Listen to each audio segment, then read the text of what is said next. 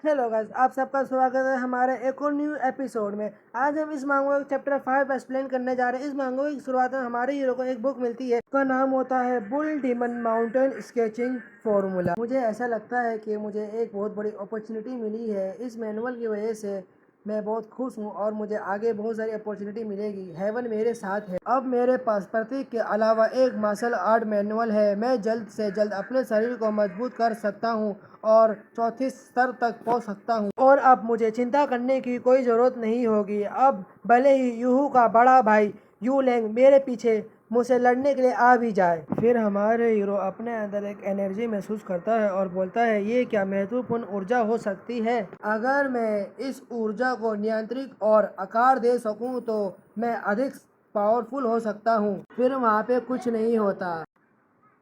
मैं चीज़ों के बारे में बहुत ज़्यादा सोच रहा था। चौथे चरण तक पहुंचने से पहले कोई भी महत्वपूर्ण ऊर्जा को नियंत्रित नहीं कर सकता। भले ही मैं कितना भी तेज़ी से आगे बढ़ूं, पर मैं मार्शल आर्ट नियमों का उल्लंघन नहीं कर सकता।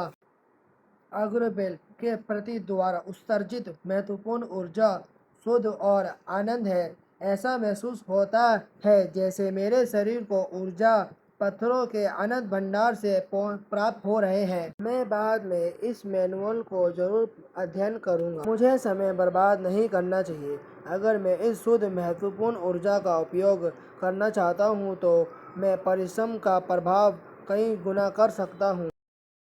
फिर हमारा हीरो इस मार्शल आर्ट्स टेक्निक को मास्टरी करने में लग जाता है। इतनी मेहनत करने के बाद अब मैं फाइनली तीसरी श्रेणी का मार्शल आर्ट बन चुका। पहले येहू से लड़ने के लिए मैंने केवल अपने शरीर को ही तीसरे श्रेणी तक पहुंचाया था।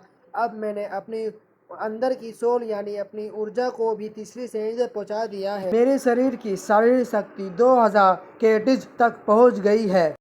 फिर हमारा हीरो इसके बारे में एक्सप्लेन करता है। इसमें 3 महत्वपूर्ण ऊर्जाएं होती हैं। इसमें से पहली होती है रियली सोल्स, जिसमें 1500 तक की होती है। दूसरी मिडिल स्टेट, जिसमें 2000 तक की होती है पावर। और आखिरी में आती है एल्डर स्टेट, जिसमें 2050 तक पावर होती है। मैंने कभी नहीं सोचा था कि मेरे जैसा हारा हुआ व्यक्ति इतने वर्षों के बाद अपनी ताकत को इतनी बड़े अंतर से हासिल कर लेगा। किसी ने सोची नहीं होगी। परिश्रम के लिए महत्वपूर्ण ऊर्जा का उपयोग करने में सिर्फ एक दोपहर में इतनी बड़ी सफलता हासिल करने में कामयाब हो सका। यदि मैं भी मार्शल आर्ट मैनुअल का उपयोग कर सकूं तो मुझे 1 महीने के समय में चौथे स्तर मार्शल आर्ट कलाकारों के खिलाफ लड़ने में समस्या नहीं होगी। हमें रात का समय दिखाया जाता है। फिर हमें ये चैन का घर दिखता है। भाई भाई रात में अच्छा लगता है घर इसका। अच्छा, ऐसा है तो ये बुल मैनुअल माउंटेन सेनिंग फॉर्मूला है। फॉर्मूला एक बॉडी टेम्परिंग मैनुअल है।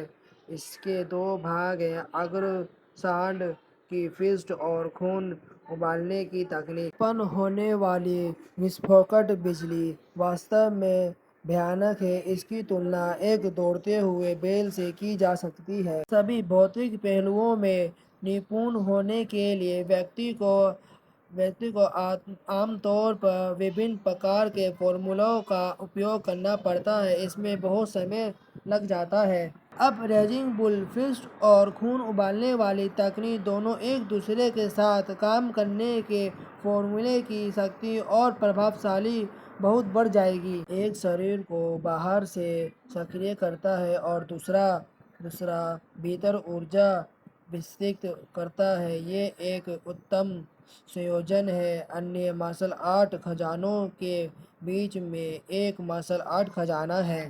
जितने कम लोग इसके बारे में जानेंगे उतना ही मैं सुरक्षित रहूँगा। किसी भी स्थिति में मैंने इस सभी सामग्री पहले से ही याद कर ली है और पहाड़ के पीछे कोई महत्वपूर्ण जड़ी बूटी नहीं मिल सकती। और ये तो पहले से ही सो रही है। ऐसा लगता है कि उसकी सर्दी की बीमारी लगभग कम हो गई है, लेकिन ये स्प्लिट जड़ी बूटी उसके लक्षणों को अंतिम कुछ महीनों तक ही दबा सकती है।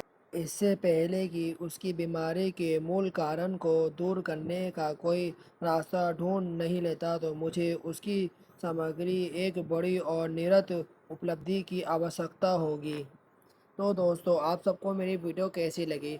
हम इस मांगवा का चैप्टर आगे भी एक्सप्लेन करते रहेंगे और हम एक और न्यू मांगवा एक्सप्लेन करने जा रहे हैं, तो ज़रूर उस मांगवा को देखिएगा। हम उसे बहुत जल्द अपलोड कर देंगे। थैंक यू दोस्तों।